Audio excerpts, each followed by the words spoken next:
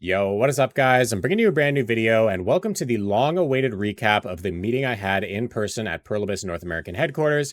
Essentially, me and Divios had the opportunity to get invited directly out there by the leadership of NAHQ, and we got to speak on a lot of different topics, a lot of things that we brought up, as well as questions that they had individually for us. And it was a really, really nice sentiment to actually fly out to people from the partner program in order to speak directly and give our feedback directly to them. It actually shows a lot of essentially commitment to wanting to listen to feedback. We know that feedback has been a little bit of a pain point between a lot of our feelings here in North America and Europe and portraying those over to KR. And this was like a step in, I think, in the right direction to show that, hey, we actually do care and we actually are listening. So we'll see if a lot of what we spoke about does start getting implemented into the game.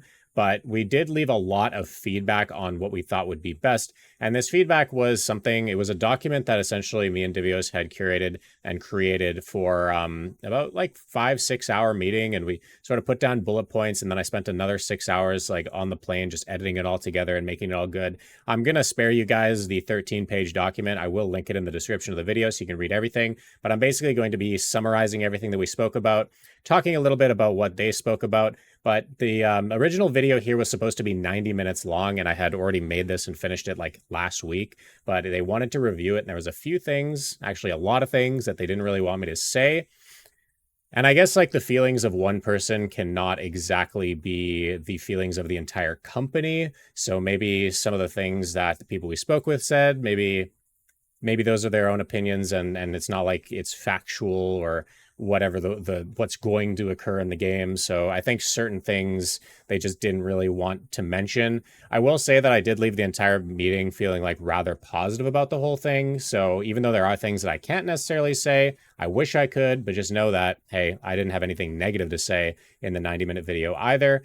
But all I can really do is summarize the things that we spoke about and the feedback that we gave and give you guys an idea of the setting of how everything went.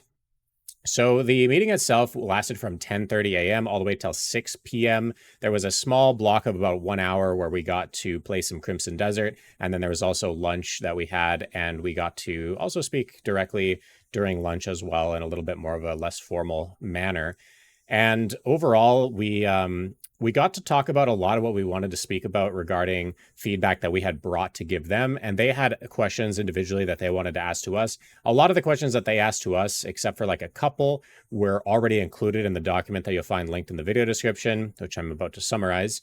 And overall, we spoke mostly about the general game. We didn't talk too much about individual classes. We talked about strikers and shies a little bit, and then succession magus. But other than that, we really didn't speak to the individual class level. And even those discussions around those three classes were rather brief. To give you guys a idea of the setting, there was about 6 of Pluribus employees. 3 of them were translators. The one main individual that we were meeting, he only knows Korean, and he is essentially I guess I can't really say who he is, apparently, even though it would be really nice if I could. But he is the new COO of Pluribus North America. We got to speak with him, and he was the one who originally had invited us out to the actual meeting itself.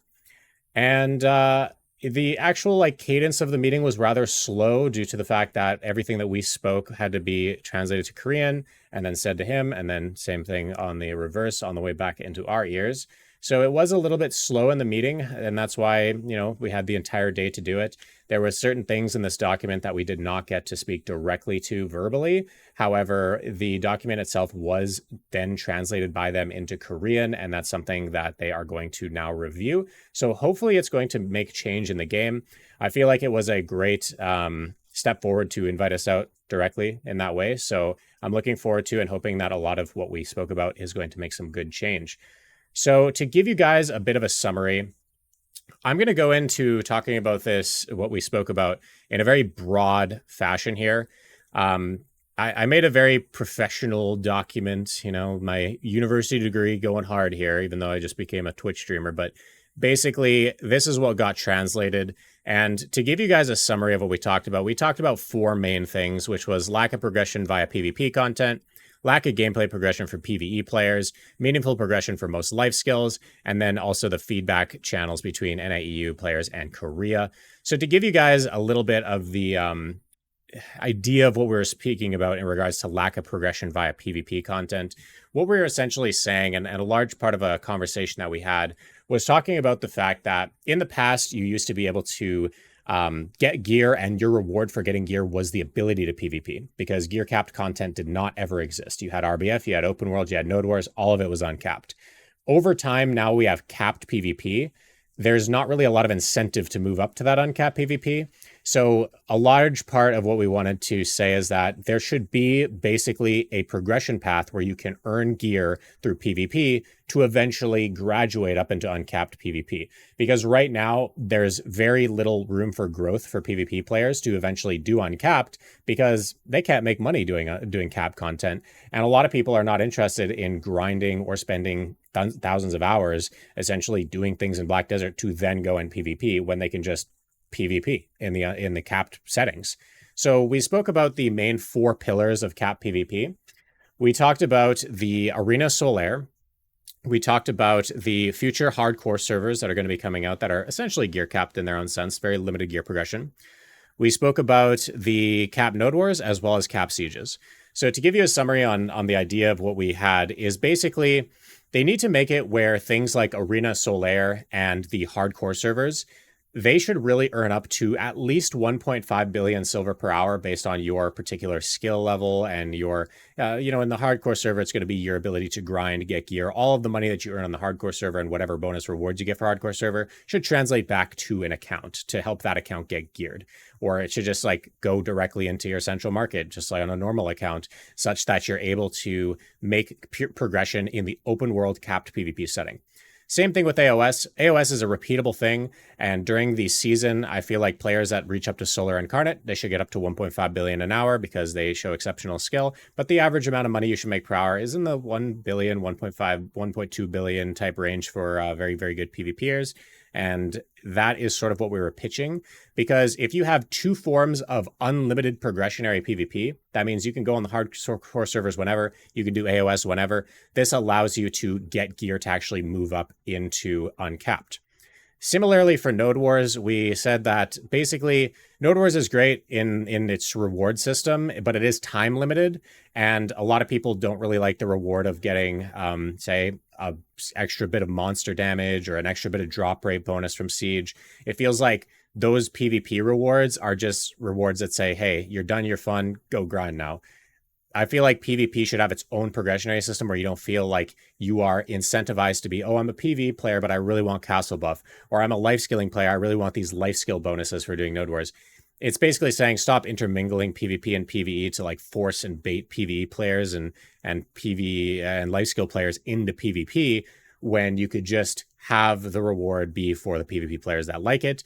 The PvP players can get rewarded, get geared, and then eventually they can do the next content, which is the uncapped PvP.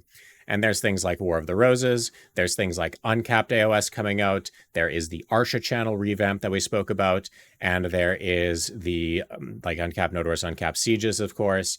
And just generally, if I haven't already said RBF, like basically all of the things that are uncapped are really lacking players because players don't want to go there just to get gear checked. They would rather sit in capped content and just have an equal playing field. And they're never progressing out of there because they're not making any money. So it's a way to add progression through those 4 activities to move up into uncapped PvP. This document has a lot of suggestions on how to improve Solaire, how to improve Node Wars, how to improve Siege Wars, how to improve RBF. But basically, the gist of one of the major improvements of this content is things like rewarding RBF and rewarding these game modes similarly as well, but better than cap PvP, such that you have your means of making money through AOS, but then you also make more money through uncapped AOS. You make more money from Red Battlefield than if you were to do capped AOS, because now you're going to have an actual progressionary system moving forward where cap players can get 1.5 bill that are exceptional, but exceptional uncapped players are making 2 billion. So it just sort of moves your gear up steadily along the way, such that you're able to make more money and progression through PvP. And these sort of ideas that we were presenting are very, very easy fixes to current game economies, right? Right now, you could say, oh, we need a bounty system, or we need a ton of content to replace this, or we need more PvP game modes. These are the quickest fixes to get the game back on track and bring back a lot of players that are really upset at the current way that the game is. Revive uncapped content and do it in the simplest way possible, such that it doesn't take a ton of development time. That was like a huge factor in a lot of the feedback we left here. Obviously, in a perfect world, it's like, oh, for the PV section, yeah, release 16 new raids and release a bunch of dungeons and release all this other stuff. And we want a bunch of group content. It's like, yeah, that's like a decade of updates. We can't just say, yeah, do all this stuff. But we can talk about what could really help right now in the fastest way possible. So that way their players can get happier right now while they work on future content, because we know what's coming out with things like Altar of Blood and the 100 floor dungeon thing, Calamity Uncapped 8, 9, 10, and Land of Morning Light, like stuff like that, right? So keep that in mind when you're, if you do read through this document. So that was essentially a recap of the PvP section, is making it where you can actually make good progression through capped PvP, so you can get geared enough to do uncapped PvP, and then in uncapped PvP, you can continue to get geared so that you never feel like you're forced to go grind to get gear. You always have a guaranteed non-time limited outlet to make progression through PvP, as well as time limited outlets like uncapped and capped PvP. That's through Node Wars and Sieges and War of the Roses. That also gets you pretty good money. Another major thing that is really worth talking about is the anonymous Arsha channel and Arsha. Basically, this channel, I feel like, needs massive buffs and can bring back a lot of the drama. An idea that we had is basically making it where Arsha has complete and utter 350% drop rate bonus, so you don't have to pop your loot scroll anymore. You don't have to pop your tent buffs and stuff. You're just PvP ready all the time, as well as creating Agris hotspots for 2 grind spots over 700 gear score at any given rotating time, such that there's 2 spots at any given week. And those 2 spots are kind of like the Arsha PvP event, where these zones are so good to grind that they're sort of indicating to players like, hey, this is where all the PvE players want to be. This is where all the guilds want to protect their grinders. It's going to create a lot more inter-guild conflict in these particular areas where Digital tries to protect their grinders, Corrupt is trying to, harass them. It sort of will create a lot more drama and inter-guild conflict, which can really spice up the scene. So I like those ideas a lot in order to make Arsha better, as well as this main thing, which is having PvE and PvP gear on simultaneously, because that's kind of an issue where you get ganked, you're in PvE gear, you can't defend yourself, and nobody's going to let you go through the loading screens to swap your crystals, even though it takes a couple seconds, but then you got to switch your offhand and your artifacts and all this other stuff. So having simultaneously PvE and PvP gear on the same time would be really nice. But that was essentially the gist of the PvP section. I could talk at length about everything, but you guys can read through it if you're particularly interested. A lot of these have things to sort of fix War of the Roses, fix things about AOS, just generally good ideas, I think, to help the content be a little bit better. And then in regards to the lack of gameplay progression for PvE content, the main thing that we spoke about with this is saying that, hey, in PvE, we don't have a lot to look forward to. Right now, you are very time limited on what you can do. We've got things like Land of the Morning Light 2, where you can run it for 45 minutes and you're done. You got Ataraxian, you run it for 45 minutes, you're done. You've got the Land of the Morning Light Part 1 bosses, 45 minutes, done. So basically, if you play this game for more than 3 hours per week, you pretty much run out of interesting PvE content to do, like immediately, and you're then set grinding again. And so what this section sort of spoke about was saying that we're kind of just grinding to get gear to then grind to get more gear. And it's really not that satisfying to get like 100 extra trash loot for getting an AP upgrade instead of unlocking actual new content or actual new exciting things to do. So what we were sort of saying in this section is that we need more inspiring things to move us forward in our gear. When they come out with the Altar of Blood, for example, which is a wave-based horde mode type protect the tower system, there needs to be really, really difficult waves that scale all the way up to 800 gear score that make some of even the top players really struggle unless they know what they're doing, because that type of stuff is going to inspire you to want to get more gear, because it's like, hey, I can't do wave 20. I can only do wave 16. And that way there, it'll help you get better, help you feel more geared, and potentially even just locking you out of that content altogether so you have something to look forward to. Because right now at 730 gear score, you hit 730, you're going to D-Olins 2. That's the highest grind spot in the game. They're coming out with the new Dark Seekers at 760 gear score, but 760 takes a quarter of the time than the amount of time it takes to go from 760 to 800. So for players that are far in the end game, they have nothing to do once they hit 760 because there's nothing new to unlock. And then players that are reaching, high levels of gear, they're reaching their goals so quickly that they then don't feel inspired to be like, oh, so you're telling me that when I get to 730, I unlock a new grind spot, which feels very similar to the old grind spot. And then you unlock some other grind spot that feels very different, very, very similar to the last grind spot. There's nothing really new in terms of content that you're locked out from. And basically talking about how locking people out from content is not taboo behind a skill cap or behind a gear cap, because that makes a new player have something to look forward to and a actual value in getting gear. Right now, the difference between me and somebody that has literally 20% of my gear's value is that I make an extra 3,000 trash an hour. Whoop-de-doo. You know what I mean? So it's just sort of talking about how they need to make more content that is both repeatable in nature for PvE, as well as something that is actually scalable, that it doesn't just cap out at 730 and then all of a sudden you have nothing really new to do. But a lot of that is spoken about here. And then we talk about some of the general sentiments that a lot of people have regarding gear in the game for PvE, as well as what people like. Pretty much a lot of people are saying they're kind of overdone tower spots. We would really like to have Elvia Medaya. The variety of things to do, this is what I've already mentioned. Gear progression wise, it feels like they've released a lot of new gear lately. And so we basically said, hey, tone it down on the gear releases. People are kind of stressed out with 6 new accessories and 2 new weapons. Alchemy Stone system, we mentioned that being horrible. I talked about that at length. We talked about the Cron system quite dramatically in regards to like upgrading your gear. We spoke about the Karazot accessories, how those were really, really good because it lowers your Cron requirements and spends some of the money on fail stacks instead. Overall, had nothing but positive things to say about Karazot for the most part.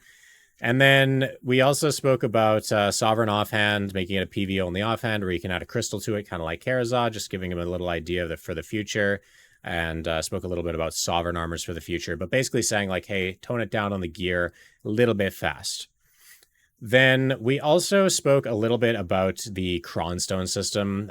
Like I want to talk at length more about the Cronstones here, is that because Cronstones were such an imperative resource for all gear progression, basically we wanted to offer them ways of making Cronstones a lot better. And that's going to sort of transition into life skilling a little bit more here. But some of the main ways that we said that Cronstones were so harmful is that right now players that buy Crons from the vendor feel extremely taxed on their dollar because they're paying like 35% more.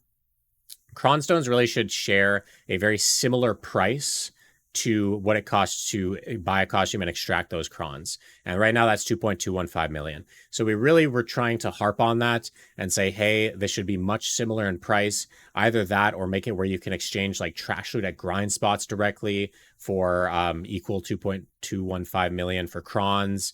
That way there, it's not like it's something you can work towards and not feel like all your money is being taxed every single time you're spending this trash loot, selling it for silver, buying 3 million Cronstones. People can feel very unmotivated and feel time gated artificially by their ability to buy costumes, which sucks. So essentially fixing the Cron situation.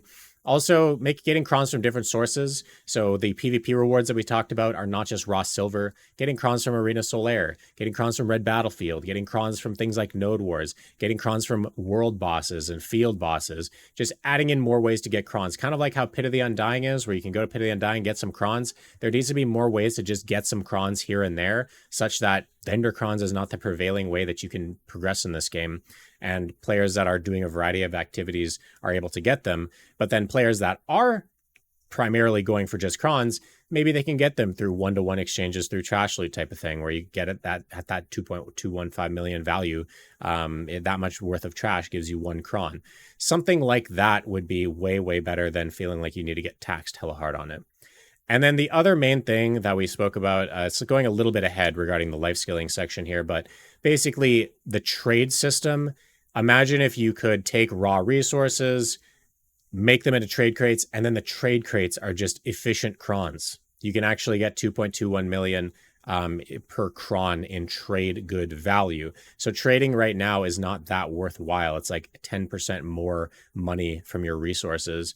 But if all of a sudden you could take that and now you're getting cron stones at a costume level, that means that you're now getting more closer to like 40% more in value for that compared to vendor crons. So something like that could completely revamp trading and just make it where like the node system gives you a lot more resources because we can process down so quickly, make workers more efficiently able to create trade crates, and then the actual activity of trading in those crates gives you direct crons at an efficient level. Something like that, like adding in all those different sources of crons, because there's such a prevailing thing that right now it feels like the only way that you get crons is you make money, go to the vendor, spend all your money. Like that's very, very uninspiring for a lot of players and not really interested in. So this was like a large discussion that we had regarding cron stones.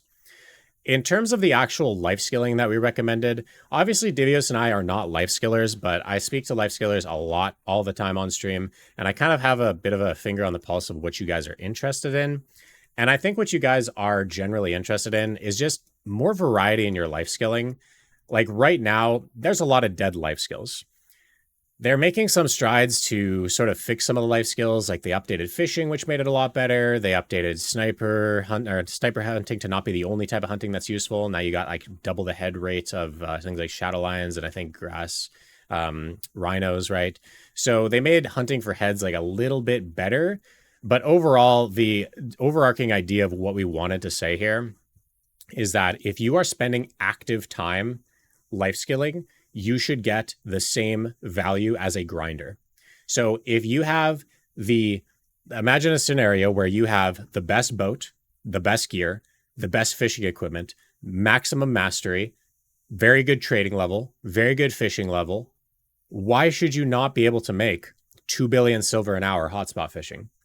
If you go out on the best boat, the fastest boat, you get to that hotspot, you actively are doing the minigame, you are actively moving to the next hotspot whenever that minigame, whenever that hotspot's gone.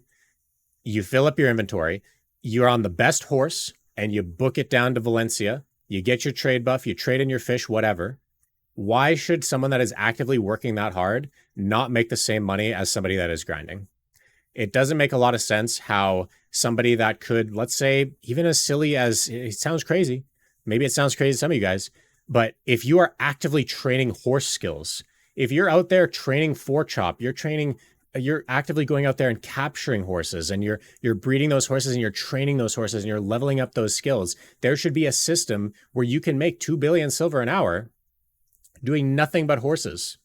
Why not?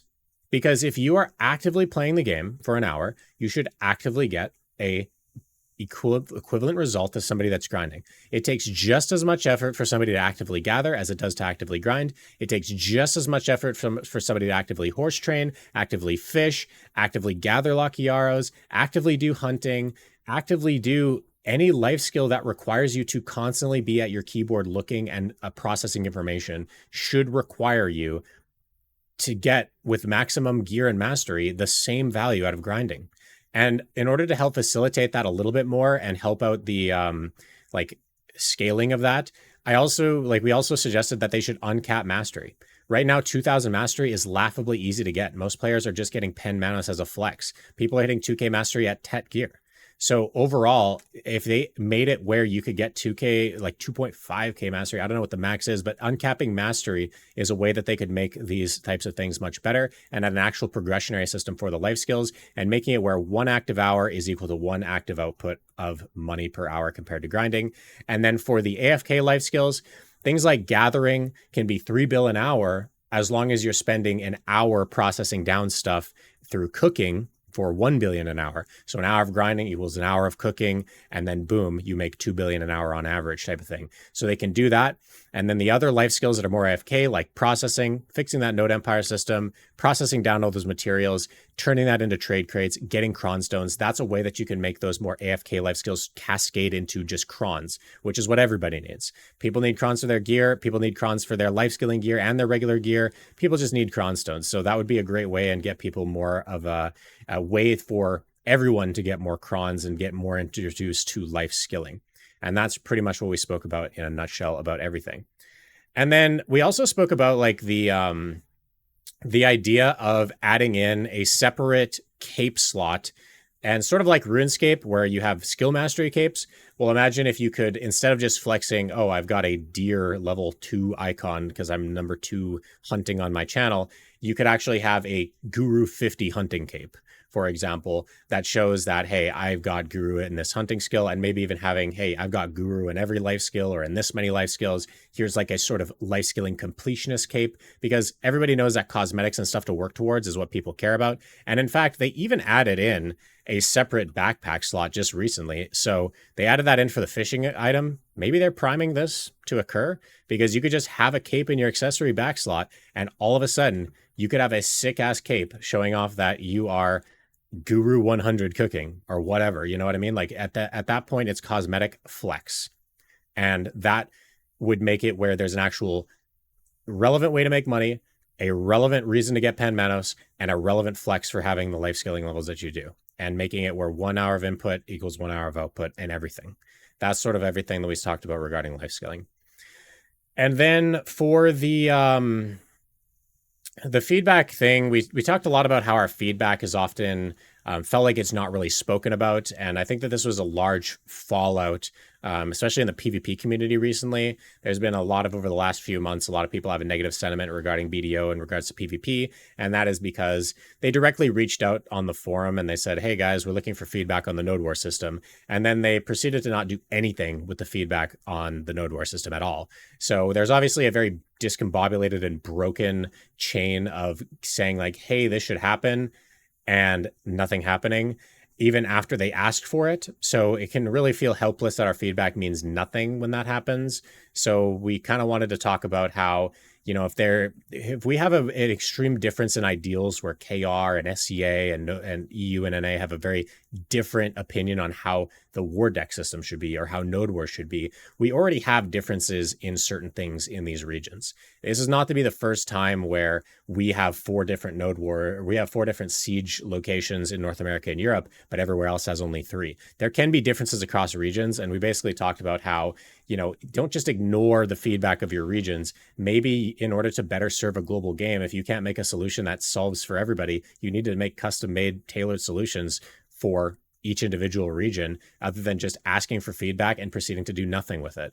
So that is sort of the idea behind everything we said. So to recap everything a little bit more, adding in a progressionary active way where you can make progression through cap PvP and then make progression through uncapped PvP, which is better than cap PvP, such that you have a real way to get more gear as a PvP player.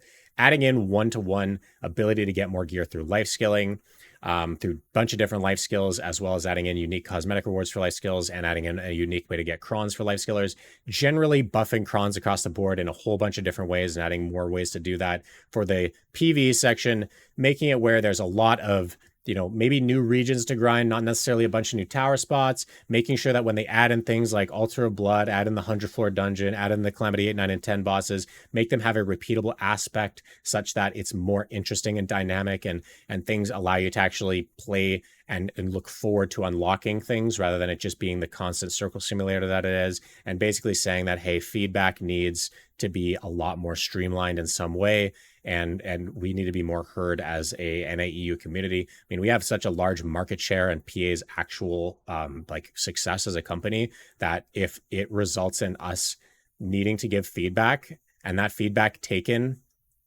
and that feedback is only done to NA and EU, that's exactly how it should be. If we shouldn't be tailored to the less the region that is making the company not as successful as NA and EU. Like PA couldn't run without NA and EU. Start acting like it, basically. You know what I mean? So that is essentially all the discussions that we had. And this document, once again, it was translated into Korean. So a lot of the feedback, if you guys want to read directly through everything, I don't want this video to be crazy much longer. But, you know, I did have to cut down this video already. It's already been half an hour, but originally this video was 90 minutes. There's a few things that I would have liked to talk about that I obviously can't. Some of the things that they spoke about as well, when we talked about individual class balance, we did talk about a couple of problems with Shy in particular. Now, Shy is a little bit of a hot topic. I didn't really speak to this as much as Divios did. But Shy is the prevailing class. You can see it in the Best in Guild 2024 in North America as well as in Europe. Every team that did well had a Shy. Every team that didn't have a Shy immediately lost. And so it's a very influential class in PvP. Even in PvE, it is the only class that you would ever take to Olins. You need one in your team. It's the only class that you'd really care to have at even Turos. Anywhere that requires more than one person, Shy is the best. Some of the things that I think are the main reason that Shy is the prevailing class in these locations is because of Sun, Moon, Stars. Sun, Moon, Stars giving you that speed spell makes it where Shy is kind of like a buff and go do your thing for 60 seconds, come back when you need your buffs again. So basically what Divios was saying, and I agree with it too, is to say that, hey, maybe Sun, Moon, Stars should be a passive for Shy such that their gameplay isn't affected on a personal level, but Sun, Moon, Stars maybe should be reworked. Instead of giving speed to the player, give them healing affinity such that they're able to heal 20% more efficiently through HP pots, through heals from other players, through their own passive heals in their class. And that way the Shy can not be nearly as essentially influential in saying that, hey, here's your buffs, you can go do whatever you want. And you'll have to play a lot more around the Shy because the Shy's heals are now more useful on you as a result. And then also individually buffing things about the Shy kit. So making their heals just strictly better because their heals kind of suck right now. Making everything about their ability to support just better so that they have to play more of an active role in PvP rather than being the class that's just like, hey, I can stand here and not die. I can play my bongos, but I can't really move around. I'm not really protected. I'm constantly on the ground. Making them have their own sort of feet to stand on, make them a lot more protected in that way, make their heals better, and then make the buff that allows them to heal even better on top of that, such that they're more an active role in PvP. And then another thing about Shy that can feel really unfair, particularly, is like Misty Haze. Misty Haze is like you pop Misty and then you just lose your HP bar instantly. So maybe making it where Misty has to slowly tick, where it's like the first tick of Misty does minus 10%, the second tick does minus 20, the third tick does minus 30, such that, hey, it's something that you can play around. It's still really good, but it's a nerf to it such that, hey, it is a channeled ability. It's already a channeled protected ability. You can iframe in the middle of it, but make it where it's not just an instant delete key. The moment somebody hits the ground, gets Mistied, like there's very little counterplay to that a lot of the time. So that would help a lot for PvP. And then for PvE for Shy, to make it like the only non-prevailing class at Olins requiring you to have it, essentially losing the speed spell is already like Sun, Moon, Stars. Losing that already in PvE is like a pretty big loss. But then Misty Haze as well being the only like a requirement at Olins, maybe Misty just shouldn't apply to things like Olins, and Olins need to be just fully reworked such that, you can have a composition that doesn't include a Shy. Shy will still be better because it's got really good single target damage. It's got the unique 35 DR buff or debuff. It's got the Black Spirit Rage that is giving you. So Shy is still going to be best in slot, but at least it's doable without the Shy. Right? Essentially, it's just like removing that crutch of saying, hey, there's 52 or 53 different specifications of classes, but I need this one in order to do an AOA 30. I need this one in order to even PvP at all. Like if you don't have a Shy in PvP, you just don't have an HP bar because you're dead against any team that has one. It's essentially making Shy still good, but making the actual individual Shy class itself what's good, not just the fact that it's giving you Sun, Moon, Stars, and then you go do whatever you want. That's sort of the main idea of what we were talking about with the class itself. So I know a lot of Shy players would be really upset. In fact, I'm almost upset talking about getting rid of Sun, Moon, Stars because I really like feeling that fast. But how do you fix that? Like that one ability alone makes it so required. Unless you give every single class in the game a passive Sun, Moon, Stars, that's the only way to possibly fix it and make Shy not able to, like, not having to do anything with the class.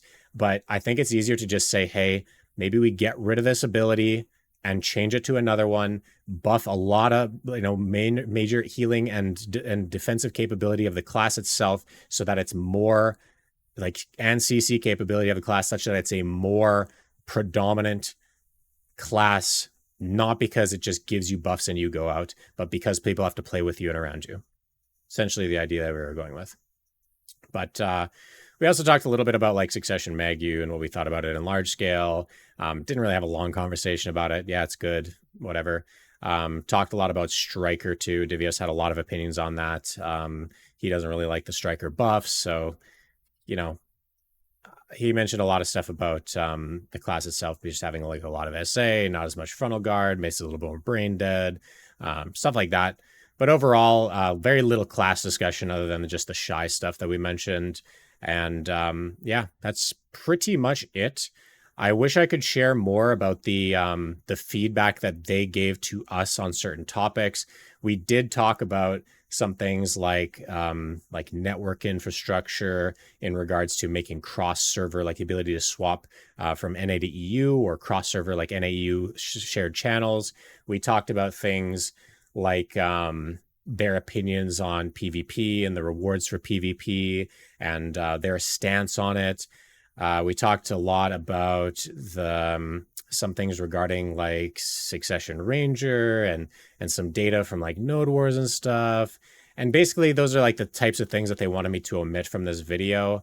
I'm trying to think of what else that they talked about. Let me actually see here, just so I can jog my memory. Let's see. Yeah, so we talked a little bit about like the POV of like Korean PvPers versus North American PvPers. That sort of came up regarding like maybe there should be individual differences in the levels of what's in NA and EU versus KR, particularly surrounding war declarations. Didn't really want me to mention that for some reason, like what they said or what we think about that. Let's see. Yeah, I mean, I pretty much covered most of everything. And then the other stuff that they didn't want to talk about necessarily was like who we met with because it's not public information just yet. So maybe once it is public information, we can talk more about like who he is and what he represents at the company. But I guess all I can say is that going forward, I feel like the new leadership of the NA office does have a lot of influence in their ability to say, hey, talk directly back to KR and say, this is what NA is feeling. This is what essentially the person we met with, I feel that their words have a lot of weight just based on their stature. And overall, I'm feeling very positive in general about the things that we talked about, the feedback that we gave. I felt very heard. And overall, I think that going forward, I want to hope that this was the first sort of olive branch that was reached, that they reached out with to say, hey, we understand feedback's been a little bit touch and go here, but hey, here's our gesture to bring you out, and hopefully feedback's going to be a lot better in the future. And I think that it's a very positive gesture, and I think that it was something that they meant as well. And I'm really starting to even see some of the feedback that we left is already happening. Like one of the feedback I said was, hey, make Decky Lantern be 1 fuel instead of 20. And that already happened. Buff a lot of life skills. I mean, we just got fishing buffed. We just got hunting buffed. Like some of the things that we were speaking to. There's actually one other thing as well that they said that most people are really going to agree with. But then once again, I can't really say this thing again, but it's about the direction of the game. But I have nothing but positive things to say about what I think they think the direction of the game, like what they would like the direction of the game to go. My personal opinion on the direction of the game is to say that, hey, once again, an hour of active input in everything should equal an hour of active output comparable to grinding. I hold that opinion, and I think that that should be existing across all aspects of the game and making where grinding is not the prevailing only thing that you should be able to do. That makes relevancy. And I feel very positively towards that discussion that we had. And I'm hoping that it's going to mean a lot in the future regarding adding in a lot more dynamicness back to this game rather than it just being, hey, grind, get gear, grind, get gear. There's going to be a lot more, I feel, that they're working towards to actively make the game much, much more of a actual sandbox, where that sandbox that you're playing in has an expansive area of play and a lot of progression in a bunch of different areas of the game, rather than just being, hey, we've got the sand castle and then these barren sands of nothingness. It's going to be a lot of castles in a lot of areas and a lot more just overall fun gameplay that leads to actual relevancy and progression. Because at the end of the day, we're all MMO players and we all want to feel like our time is going towards building something, because if we didn't, then we would just play round-based games. We would just play one-off games. We'd play silly little games that don't have progression. But it feels very, it sucks. And we talked about it quite a bit at the meeting, saying that, hey, it feels bad when your favorite activity is making 1/10 or 1/4 or half of how much money you can make while grinding, because that can take the fun away from that activity. People don't just do stuff to waste their time. If something is fun to do, but then it's a waste of time, it immediately makes it not fun to do. And so something like that is very important going forward as a philosophy in developing the new content. We try to like harp on that and say, hey, listen, a lot more relevancy and a lot more topics. But anyway, I wish that I could say a whole lot more regarding stuff, but all I can say is positive overall, feeling positive about the future, feeling positive about our feedback, feeling positive about where they want to go with the game. And all in all, I'm happy that I had the opportunity to go out there. And I hope that you guys all enjoyed the video. It seems like I talked about I didn't really say a whole lot because I couldn't really say a whole lot, but I hope I said enough to get you guys excited about the future of the game, because I personally am. And I hope that you guys all will maybe take the time to read the document in detail if you want to know information about the nitty gritty of the things that we suggested regarding PvP, or the nitty gritty of the things that we suggested regarding sort of anything that I talked about a little bit in this video. But I didn't want this to be like crazy long. So the document, once again, linked in the description. Thank you guys for watching. I appreciate y'all very much. If you're not yet subscribing, make sure to drop a sub, and I will see you guys all in the next video. Peace.